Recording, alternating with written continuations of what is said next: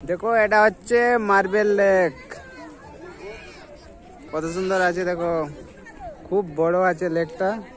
জলটা কিন্তু পরিষ্কার নয়, মার্বেল লেকটা কিন্তু বিশাল আছে।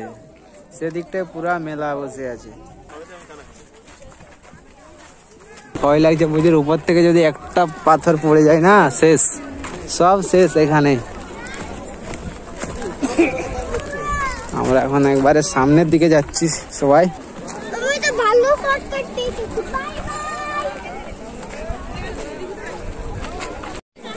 তো গাইস লেকটা দেখুন কত বড়, আর কত লোক আছে এখানে চারিদিকে।